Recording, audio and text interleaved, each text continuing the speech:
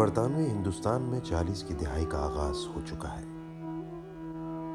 23 मार्च 1940 के जलसे में कायदे आज़म मोहम्मद अली जिन्नाह बरतानवी हिंदुस्तान में मुसलमानों के लिए दो कौमी नज़रिए की बुनियाद पर अलग वतन का मुतालबा कर चुके हैं। हिंदुस्तान के मुसलमानों में अलग वतन की ख्वाहिश के साथ साथ खदशात और खौफ भी हैं।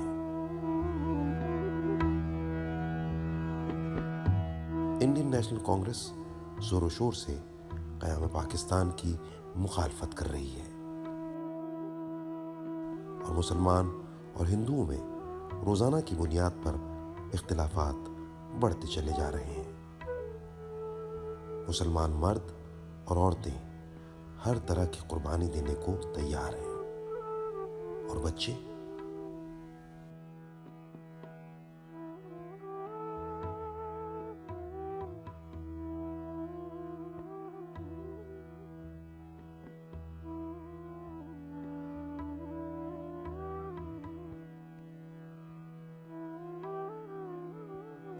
पाकिस्तान का क़याम हमारी नस्लों की बका के लिए ज़रूरी है। हम हर तरह की कुर्बानी देने के लिए तैयार हैं। अस्सलाम वालेकुम। आओ आओ मियाँ अजीज़ुर रहमान।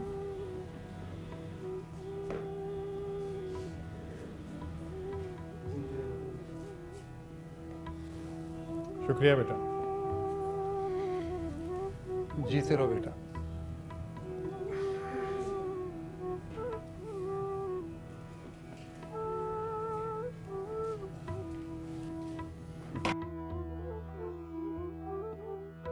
यही तो मैं कह रहा हूँ कि इस वतन का क़याम हमारी नस्लों की बका है और इसका बनना हमारे लिए बहुत ज़रूरी है। हम सबको इस वतन की बुनियादों में न सिर्फ खून डालना पड़ेगा बल्कि अपनी जान के साथ माल की कुर्बानी भी देनी होगी। इंशाअल्लाह।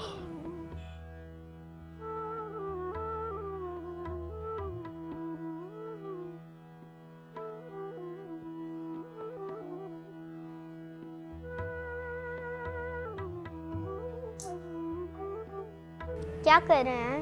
मैं पैसे जमा कर रहा हूँ। क्यों कर रहे हैं? एक बड़े मकसद के लिए जमा कर रहा हूँ। चलो सो जाओ अब।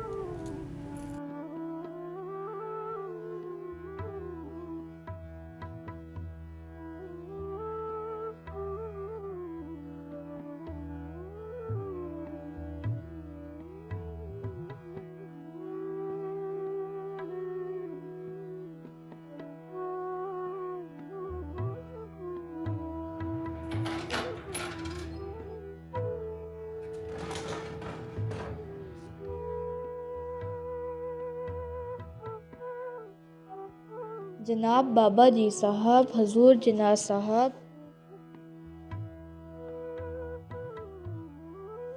बाद आदाब फर्जंदाना,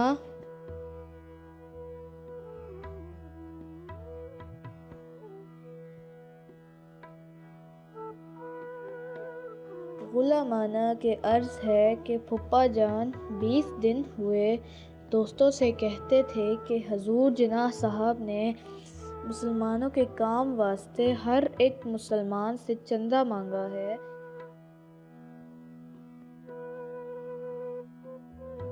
आगे नहीं मांगा था।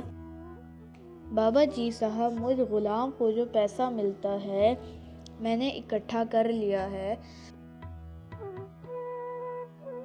आप कोई फिक्र ना करें, 8 आने जमा हो गए हैं। टिकट लेकर इस लिफाफे में बंद करके भेजे हैं।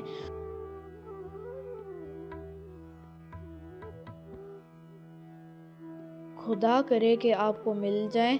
आप बिल्कुल फिक्र ना करें, मैं और भी पैसे जमा करूंगा। अगर ये 8 आने आपको मिल गए और भी भेजूंगा, आप कोई फिक्र ना करें। और जब बड़ा होऊंगा और भी बहुत ज़्यादा रुपया भेजूंगा। खुदा आपका साया हमारे सरों पर कायम रखे। आदाब, राकिम आपका ग़ुलाम अजीज़ुर रहमान, तालिब इल्म, जमात पंजुम, चिश्तिया हाई स्कूल, अमृतसर।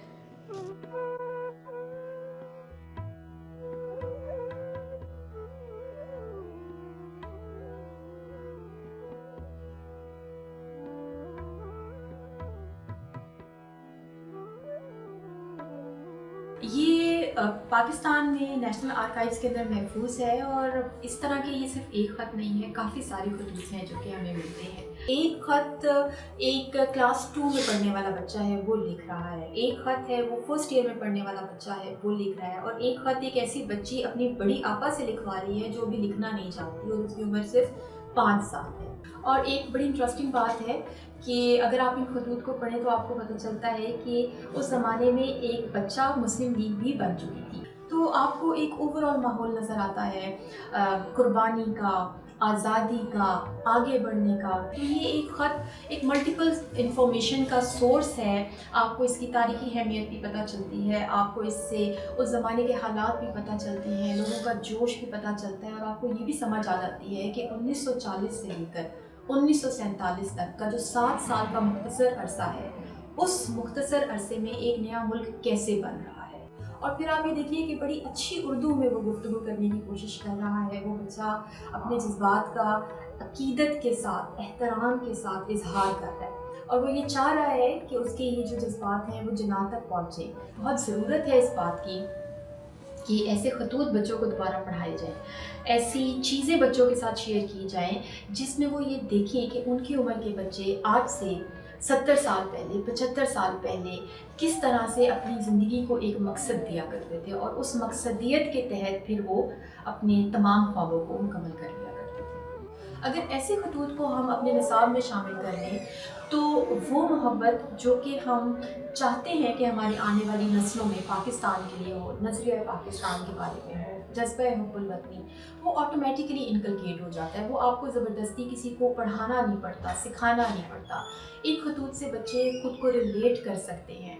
5वीं क्लास का बच्चा लिखेगा ना तो उसमें तसन्नु और बनावट का एलिमेंट नहीं होगा। दूसरी तरफ ज़ाहिर है उस माशरे की तज़ीब, उस माशरे के रिश्ते और ख़ानदान के मुख्तलिफ़ अफराद, उस ज़ाहिर है वो एक जो उस वक़्त का तज़ीबी माहौल था उसमें वो एक जो जॉइंट फैमिली का स्ट्रक्चर और सिस्टम है उसमें मुख्तलिफ़ रिश्तों के हवाले दे रहा है और मुख्तलिफ़ लोगों से किस तरह से इंफॉर्मेशन एक्सट्रैक्ट कर रहा है, वो उसको रिफ़्लेक्ट कर रहा है, उन रिश्तों को एहतराम से कर रहा है। जनाब को मुखातिब करते वक्त भी अपनी न्याज़मंदी का इज़हार बड़े वो एक ऐसे अल्फाज में कर रहा है कि एक मुश्किल चैलेंज को जनाब कर रहे हैं, तो वो इशोर कर रहा है कि अच्छा जो मेरी कैपेसिटी है, जो मैं कर सकता हूँ, मैं उसमें अपना भरपूर किरदार अदा करूँगा। वो तसल्ली देर एक्सटेंड कर रहा है। और जनाब ऐसी बहुत सारी इशोरेंसेस चाहिए क्योंकि उस वक्त एक बड़ी क्योंकि ज़ाहिर है इंडियन नेशनल कांग्रेस एक बड़ी मौसर सियासी जमात है, वो बहुत डीप रूटेड है। और दूसरी तरफ अंग्रेज़ जो कि बहुत बड़ी कॉलोनियल पावर है, इन दोनों के ख़िलाफ़ इस पूरे फेज़ में जितने बाई इलेक्शंस हो रहे हैं मुस्लिम लीग कंटिन्यूसली विन कर रही है। वो बाई इलेक्शंस अवाम में कबूलियत अमा हासिल कर रही है। वो जो मुस्लिम लीग जिस पे पहले था ये शायद ड्राइंग रूम की जमात है, ये एलीट की जमात है, वो अवाम की जमात, लोगों की जमात और मुसलमानों की सियासी जमात के तौर पे अपना लोवा मनवा रही है। जी बहुत इम्पॉर्टेंट सोर्स है और इन्हीं किस्म के खतूत से हमें पूरे के पूरे माहौल की अंडरस्टैंडिंग होती है। हमें ये समझ नहीं आती कि एक बच्चे की आवाज़ नहीं है। मेरी वालदा उस ज़माने में छोटी सी थी और वो मेरे ख्याल से शायद क्लास 2 या 3 में थी, शिमला में। वो कहती हैं वो हमारे पास वहाँ पर पहुँचे पाकिस्तान बनने से पहले, तो ये सबसे आगे खड़ी थी क्योंकि सबसे छोटी कद की थी, उस सब बच्चों में सबसे छोटी थी। तो कहती है हमारा दिल ये किया, हमारी ड्यूटी ये थी कि हमने वहाँ खड़े रहना है, लेकिन हमने उनकी शेरवानी पकड़ी और उनके साथ साथ चलना शुरू हो गए।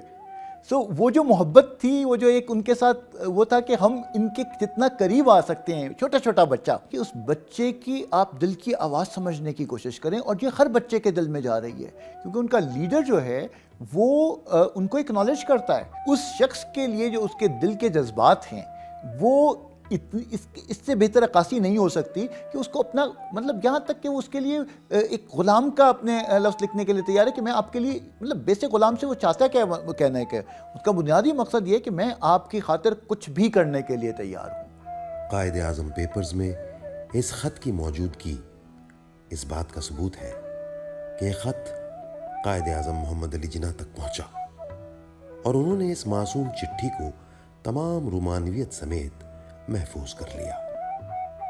इस ख़त से झलकते जज्बे और अज़्म के साथ नफ्स मज़मून, अंदाज़ तकातब, तर्ज तहरीर, रस्मुल ख़त और इमला तक हर चीज़ अपने अंदर ऐसी कशिश रखती है कि इस मासूम चिट्ठी को बार बार पढ़ने, देखने और महसूस करने को दिल चाहता है।